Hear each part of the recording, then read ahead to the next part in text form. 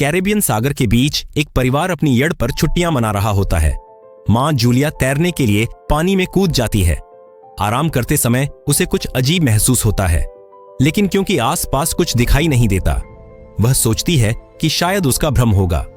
कुछ सेकंड बाद वही अजीब एहसास फिर होता है। इस बार भी कुछ नजर नहीं आता, लेकिन अब वह घबरा जाती है और यट की तरफ तैरना शुरू करती है। तभी अचानक कोई उसकी टांग खींचने लगता है और वह मदद के लिए जोर जोर से चिल्लाने लगती है। उसकी बेटी कैसी हेडफोन लगाकर म्यूजिक सुन रही होती है, इसलिए उसे कुछ सुनाई नहीं देता। पति टॉम और बेटा बेन मछली पकड़ने में व्यस्त होते हैं। जूलिया पानी के ऊपर टिकने की कोशिश करती है, लेकिन मुंह में पानी जाने की वजह से चिल्लाना मुश्किल हो जाता है। थोड़ी देर बाद टॉम को एहसास होता है कि काफी देर से उसने जूलिया को नहीं देखा। वह यड़ पर उसे ढूंढता है और फिर अपनी पत्नी को खतरे में देख लेता है। वह बच्चों को बुलाता है, यड़ को उस तरफ ले जाता है और पानी में कूद जाता है। जल्दी से जूलिया तक पहुंचकर उसे संभालता है और यड़ की ओर तैरता है। बच्चे दोनों को ऊपर खींच लेते हैं। परिवार जूलिया को संभालता है, लेकिन जूलिया खुद को समझाती है कि शायद लहरों की वजह से ऐसा हुआ होगा। रात को सब मिलकर बेन का जन्मदिन मनाते हैं। कैसी को उसके बॉयफ्रेंड का कॉल आता है तो वह लैपटॉप लेकर बाहर चली जाती है। वीडियो कॉल में उसका बॉयफ्रेंड दिखाता है कि शहर के ऊपर बड़े बड़े काले बादल छा गए हैं। कॉल ग्लिच होकर फ्रीज हो जाती है।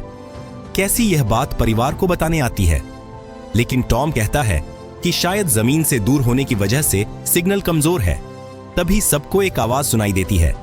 वे सब बाहर जाते हैं और देखते हैं कि व्हेल मछलियों का एक समूह गुजर रहा है।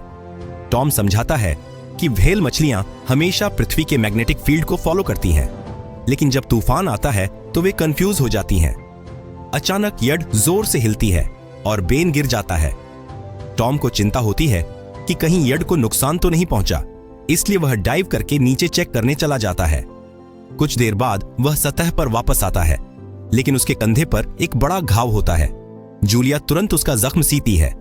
टॉम बताता है कि पानी के अंदर उसे ऐसा लगा जैसे उसके पीछे कोई बहुत बड़ा जीव था, लेकिन जब उसने मुड़कर देखा तो प्रोपेलर से कट लग गया।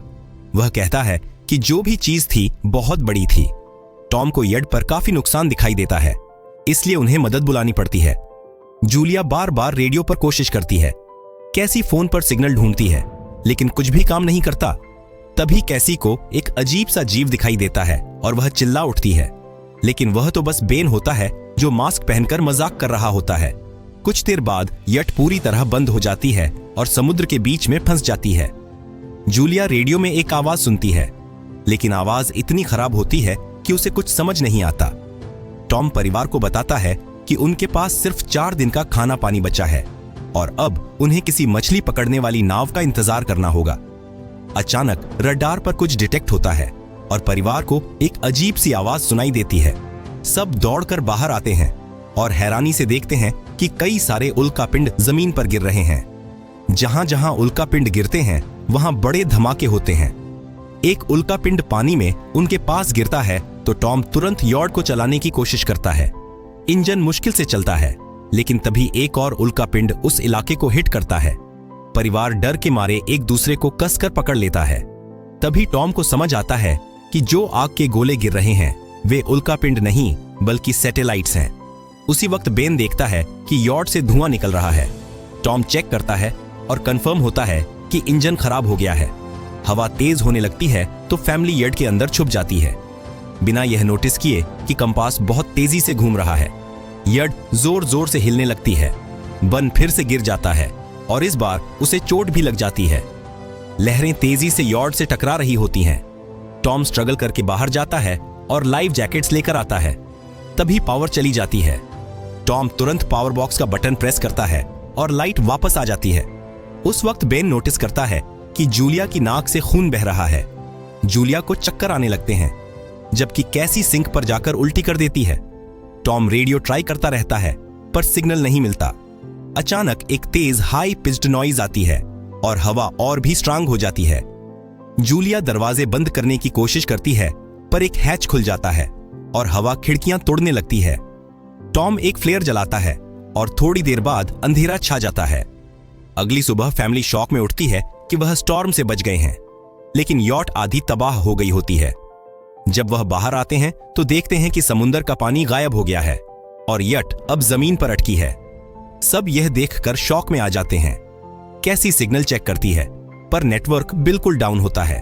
बंदो मरे हुए केकड़ों से खेलने लगता है। टॉम कंपास चेक करता है और देखता है कि वह उल्टा हो गया है। यह आखिरी बार 7 लाख साल पहले हुआ था। कैसी को लगता है कि उसका बॉयफ्रेंड मर गया होगा और वह टूट जाती है। जब जूलिया उसे समझाने आती है तो कैसी उसे दूर कर देती है और छुपने चली जाती है। जूलिया और टॉम बची हुई सप्लाई देखते हैं। बेन अपने बर्थडे बलून्स एक पत्थर से बांध देता है ताकि शायद कोई बचा हुआ सर्वाइवर देख ले। टॉम फिर रेडियो ट्राई करता है और इस बार एक आदमी से कनेक्शन हो जाता है। उसका नाम नाउ होता है और वह एक सबमरीन का कैप्टन होता है। उसकी सबमरीन भी लैंड पर अटक गई है।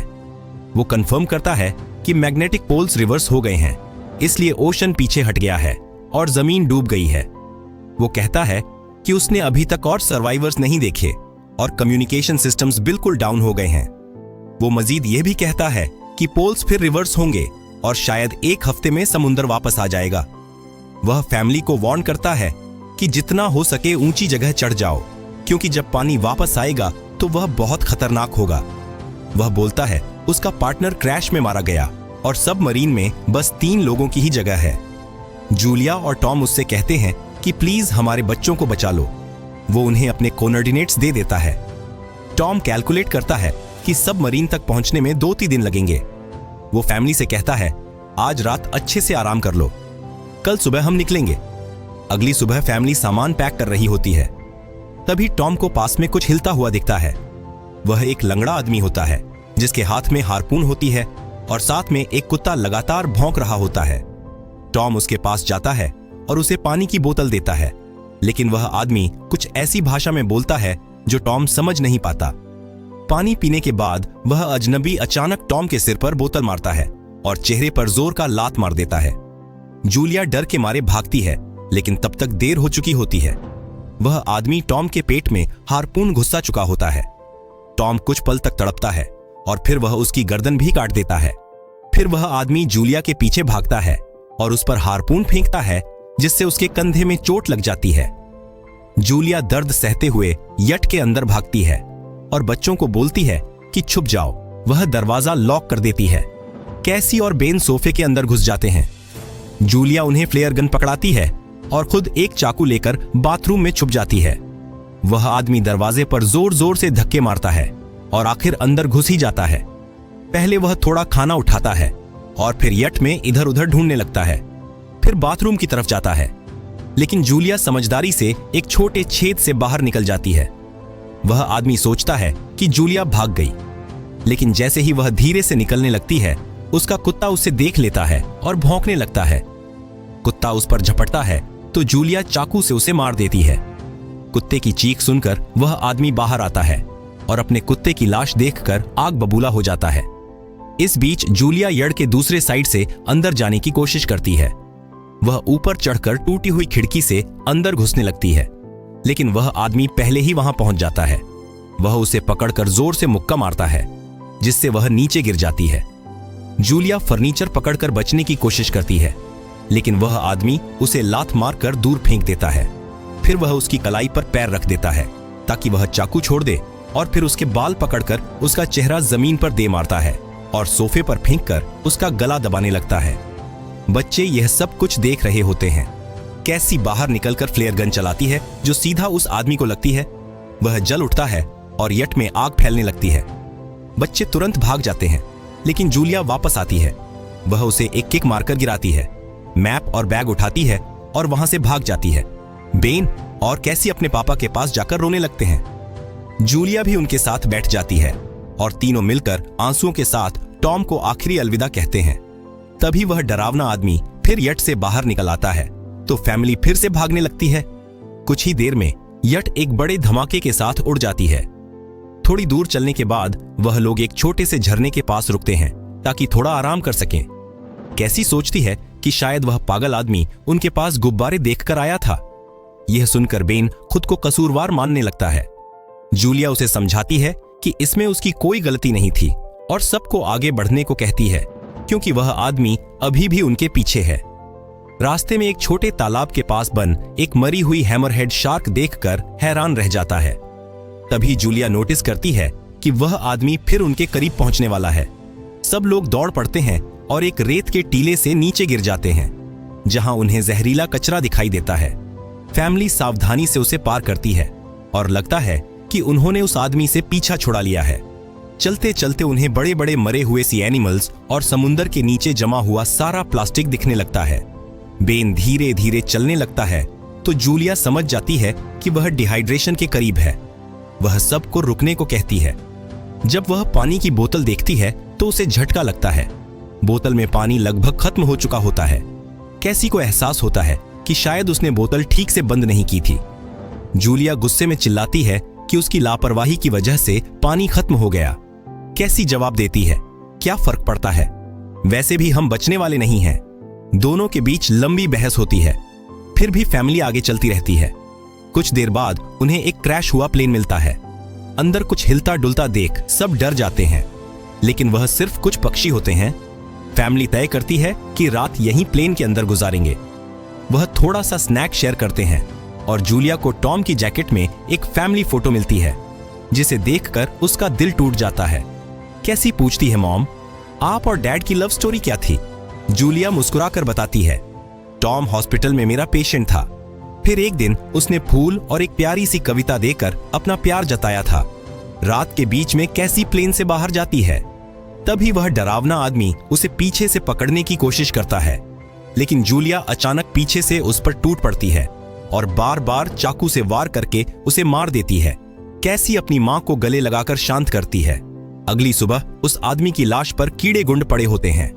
फैमिली नोटिस करती है कि उसके शरीर पर कई काटने के निशान हैं। मतलब इस एरिया में कोई खतरनाक जीव छिपा हुआ है।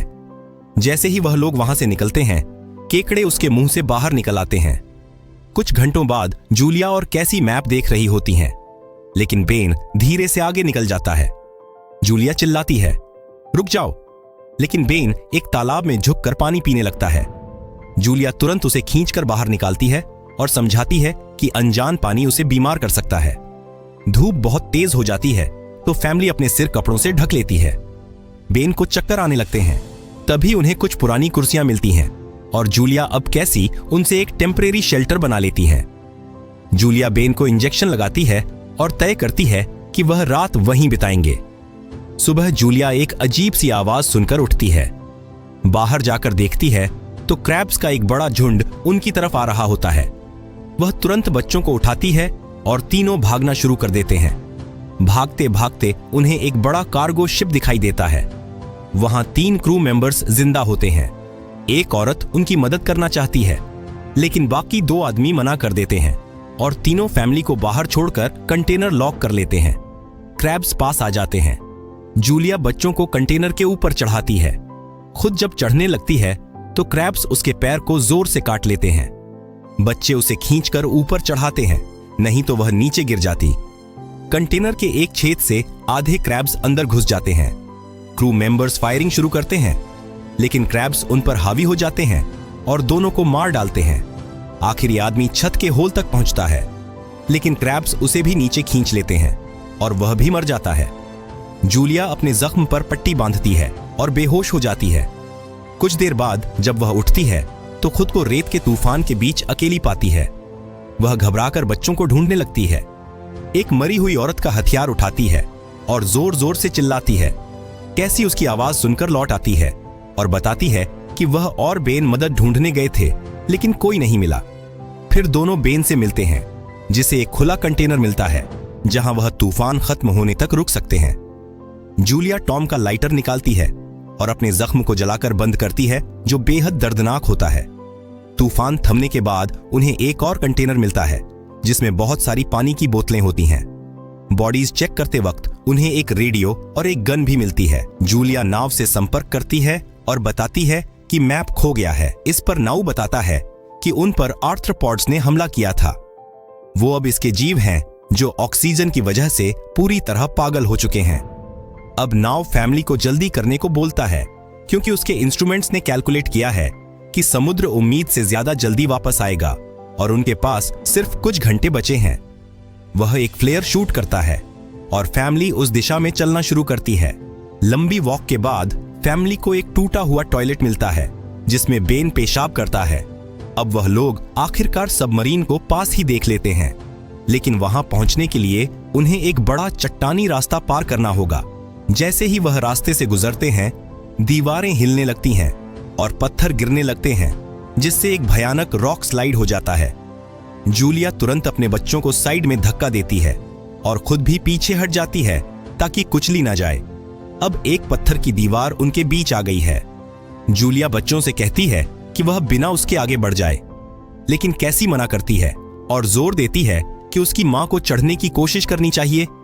बहुत बहस होती है और चिल्लाने के बाद जूलिया वादा करती है कि वह बाद में अपने बच्चों को ढूंढ लेगी। मजबूर होकर कैसी अपने भाई को खींचकर आगे ले जाती है। बच्चे चट्टानी रास्ता चढ़कर सबमरीन की तरफ भागते हैं, लेकिन वहां पहुंचकर देखते हैं कि नाव बाहर खून में लथपथ पड़ा है। वह समझाता है कि उसके लिए सब खत्म हो गया है और अब बच्चे सबमरीन ले सकते हैं, यह सोचकर कि एक एक्स्ट्रा जगह होगी। कैसी वापस अपनी मां को ढूंढने भागती है। तभी जूलिया केकड़ों को आता देखती है और वह फायरिंग शुरू कर देती है। कुछ केकड़ों को वह मार देती है, लेकिन झुंड बहुत बड़ा होता है और सबसे लड़ना मुश्किल हो जाता है। उसी वक्त कैसी दीवार के ऊपर दिखाई देती है और हाथ आगे बढ़ाती है तो जूलिया अपने घायल पैर के बावजूद तेजी से चढ़ना शुरू करती है। कैसी की मदद से वह दूसरी तरफ पहुंच जाती है और दोनों साथ में सबमरीन की तरफ भागते हैं। बेन पहले से ही ऊपर खड़ा होता है और फायर खोल देता है ताकि केकड़े डिस्टर्ब रहे जब तक फैमिली ऊपर चढ़ जाए। केकड़े नाव के शरीर तक पहुंचते ही तुरंत उसे खाने लग जाते हैं। जूलिया गन उठाती है और फायरिंग जारी रखती है जब तक बच्चे अंदर चले जाएं। जब वह सुरक्षित हो जाते हैं, जूलिया समझती है कि गोलियां खत्म हो गई हैं, तो वह गन केकड़ों पर फेंक देती है और अपने बच्चों के साथ अंदर चली जाती है। फैमिली हैच को अच्छे से लॉक करती है और खिड़की से केकड़ों को सबमरीन के चारों तरफ देखती है। इसी वक्त समुद्र वापस आ जाता है तो तीनों तुरंत अपनी सीटों पर बैठकर बेल्ट पहन लेते हैं और एक दूसरे का हाथ पकड़ लेते हैं। तेज लहरें सबमरीन को जोर जोर से इधर उधर फेंकना शुरू कर देती हैं, जिससे जूलिया को पूरी जर्नी के विजन दिखने लगते हैं और कैसी उल्टी कर देती है। जल्दी ही वो हाई पिच आवाज वापस आती है और फैमिली बेहोश हो जाती है। कुछ देर बाद जूलिया और बच्चे होश में आते हैं और खुद को जिंदा देखकर खुश होते हैं।